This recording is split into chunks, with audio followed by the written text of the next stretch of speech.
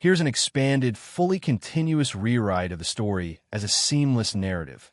No headings, no bullet points, no breaks. Just flowing prose like a polished short story or audiobook script.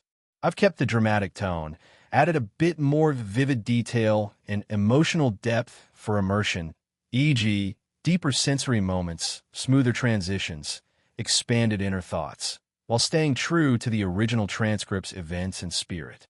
It's now longer and more engaging for narration or reading. That fifth cement truck finally did it. The massive weight shattered the main support beam on the century-old bridge my great-grandfather built with his own hands.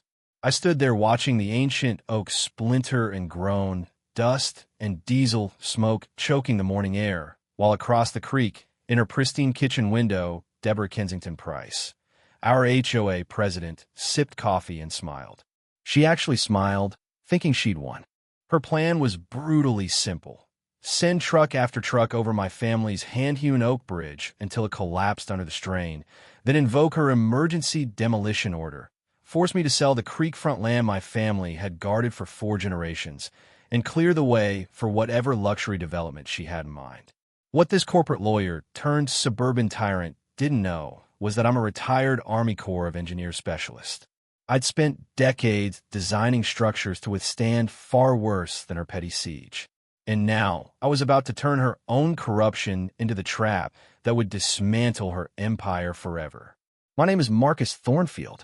3 months earlier, I was just a 52-year-old retired engineer living quietly on the 40-acre homestead my great-grandfather carved out in the 1920s. The property hugs Willow Creek in what used to be peaceful countryside before the Willowbrook subdivision crept in around us like an invasive vine overtaking a garden. The heart of our land has always been that bridge, timber cut from local oaks, joined with mortise and tenon precision, every tool mark still visible on the handrails if you run your fingers along them. 4 generations of Thornfields have crossed it coming home. My grandfather proposed to my grandmother there under a harvest moon. My father taught me to fish from its railings, our lines dipping into the clear water below. I carried my wife across on our wedding day, and later my newborn daughter the same way. On still mornings, the creek babbles softly underneath, honeysuckle scents the air, and the wood still carries the faint, comforting smell of linseed oil my great-grandfather brushed on to preserve it. Then Deborah Kensington Price arrived. At 48, she was the epitome of calculated ambition. Perfectly coiffed blonde hair, designer suits even for grocery runs, and a leather portfolio she carried like state secrets. She'd made her fortune helping developers turn family farms into strip malls. 6 months after moving in, she'd maneuvered her way into the HOA presidency. Her first official act, declaring my century-old bridge a substandard infrastructure hazard that threatened property values. Authentic craftsmanship, apparently, was bad for business when luxury condos were on the horizon. Our first confrontation was at my front door. She stood there in a crisp white blazer, legal papers in hand, smiling like she was offering charity. "Mr. Thornfield, I'm here to help modernize your property." I told her the bridge had stood when this land was still cow pasture. Her voice dropped to Arctic levels. "Progress waits for no one, not even your precious antique. Replace it with an approved concrete structure or face $500 daily fines." I didn't tell her then, but 20 years in the Army Corps had taught me something essential.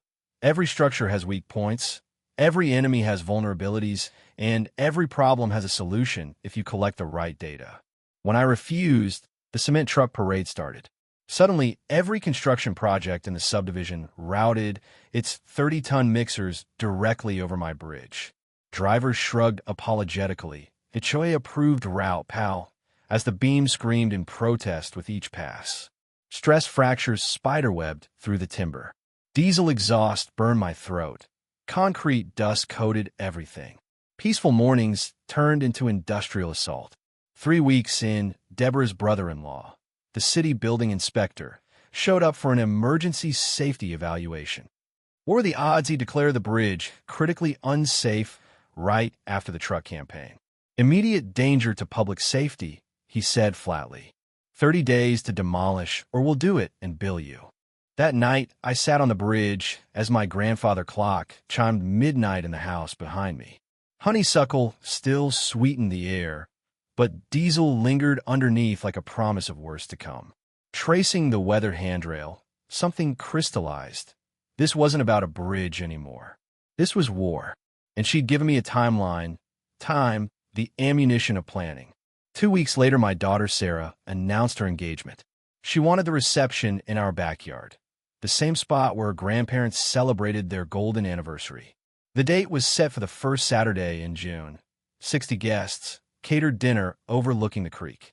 I should have known Deborah wouldn't let a family celebration pass uninterrupted. The morning dawned perfect. Clear skies, gentle breeze carrying rose scents from my wife's garden. Sarah glowed in her grandmother's pearl white lace dress. Guests arrived around 4. Then came the distant rumble, like thunder rolling in. A massive cement mixer thundered toward the bridge, followed by 5 more, time to maximize chaos during the ceremony. The first truck's weight made the entire structure shudder like a freight train had passed 6 feet away. Elderly Aunt Martha's champagne flute shattered on the ground. Uncle Robert's warm metals rattled against his chest. Great Aunt Helen grabbed the railing to keep from tumbling into the creek. My 86-year-old mother froze halfway across, knuckles white on the oak, terror in her eyes. Everyone back to the house. I shouted over the roar. The photographer captured it all. Fear, fleeing guests, Sarah's perfect day dissolving into exhaust fumes. As the last truck rumbled away, I saw Deborah in her kitchen window, coffee mug raised like a toast. That's when the first real breakthrough came. Helping shaken guests to their cars, I overheard 2 drivers. 6 runs in 1 day. Serious overtime. Kensington Construction pays double for weekend emergencies. A quick search that night confirmed it. Deborah owned 40% of the company supplying the cement. Her emergency replacement quote arrived Monday. $80,000 for a basic concrete span. Meanwhile, the State Historical Society appraised the bridge at $150,000 in historical value. Excellent condition for its age. She was damaging my bridge with her own trucks, then profiting from the fix. It was like slashing tires and selling new ones at triple price. But documentation beats accusation. I filed an emergency restraining order. My lawyer, old family friend Jim Patterson, presented timeline photos showing the bridge stable before the truck started. The pattern of fractures screamed deliberate overload. The temporary order was granted. No more trucks pending independent evaluation. I hired Dr. Amanda Rodriguez from State University's Civil Engineering Department. She arrived with sensors and decades of experience. Her preliminary report was vindication, classic recent overload stress, but the original construction is remarkably sound. Someone built this to last centuries. For a brief moment, I felt optimistic. Trucks stopped. Documentation existed. The system worked. Then the smear campaign hit. Deborah posted on Facebook, "My selfish refusal to modernize endangered the community." Comments piled up. Half the neighborhood convinced I was a menace. She got the restraining order overturned by a judge who golfed with her. Trucks returned, every 30 minutes from dawn to dusk. My wife wore noise-canceling headphones just to read the paper. Neighbors avoided eye contact. Anonymous complaints flooded the county. Wednesday brought the biggest beast yet. A concrete pumper that sagged the bridge 6 inches. The oak groaned like it was weeping. The driver leaned out. "Sorry, Pops." Lady pays the bills. Lady calls the shots. That night, insomnia struck. Around 2 a.m., staring at the ceiling, I remembered an old Army lesson. Don't charge the enemy's strength. Find a weak point. Thursday, I went to the courthouse. Mrs. Henderson, who'd known my grandfather, helped unearth the 1923 survey. My great-grandfather had secured perpetual right of passage and specified the existing timber span. The bridge predated the HOA by 60 years, grandfathered rights that later covenants couldn't touch. In a law library, I confirmed, prior existing structures have protections like constitutional law for property. First rights trump everything after. Friday, historian Elizabeth Morrison inspected museum-quality joinery.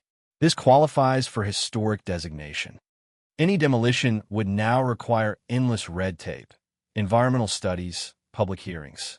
Sunday, I called an emergency meeting with the other HOA board members at Jake Morrison's house.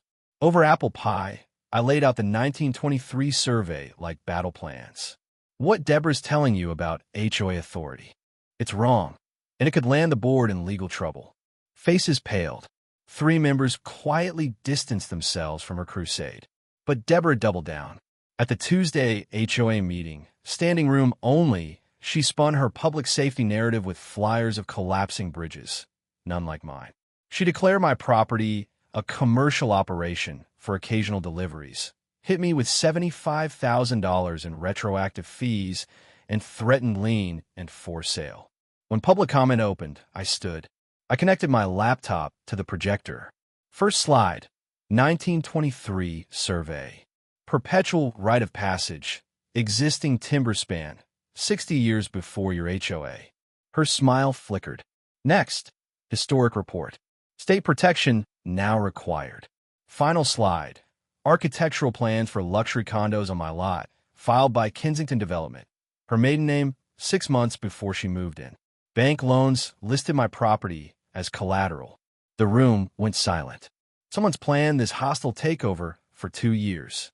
Trucks, bogus inspections, manufacturer crisis, all theater for sale. The tide turned. A board member moved no confidence. Seconds later, Deborah was out. But cornered animals fight hardest. Days later, sabotage footage from my trail cams showed her loyalist loosening bolts at 2:30 a.m. Forged demolition orders appeared. She tried intimidation at my wife's bank job. Then came the pre-dawn demolition attempt. Floodlights, excavators, Deborah directing like a mad general. She'd forged environmental docs, claiming partial collapse threatened waterways. My hidden steel reinforcements, installed weeks earlier, sparked and stalled the excavator. Neighbors gathered.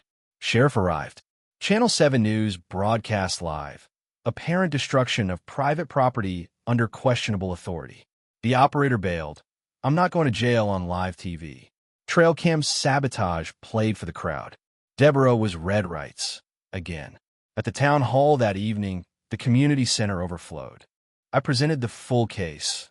1919 water rights map showing my family controlled the entire creek system. Rights the HOA had fraudulently sold access to for 15 years. Every deed, fee, amenity promise, invalid. Federal wetland violations, bribery evidence, forged docs. Deborah was handcuffed mid-denial. The board apologized, dropped actions, cooperated with investigations. 6 months later, Deborah serves 18 months in federal prison for fraud, conspiracy, environmental crimes. Her law license is gone. Her company bankrupt paying restitution. The HOA dissolved and reformed transparently. My bridge is a National Historic Landmark. We host preservation festivals, scholarships for engineering students facing HOA abuse. I consult families nationwide. Legal precedents protect others. The Thornfield Bridge law strengthens homeowner rights statewide. Now I sit on the restored bridge watching my grandson learn to fish from the same railings. Mist rises from the creek. Roses bloom. Children play in a healed neighborhood. Justice arrived slow but sweet, sweeter than revenge. Protect what matters. The truth, properly documented, has a way of winning. If you've got your own HOA nightmare, share it below. I read every comment. Smash like, subscribe, and join us at HOA Stories. We're exposing the corruption in neighborhoods just like yours, one satisfying takedown at a time. Thanks for watching.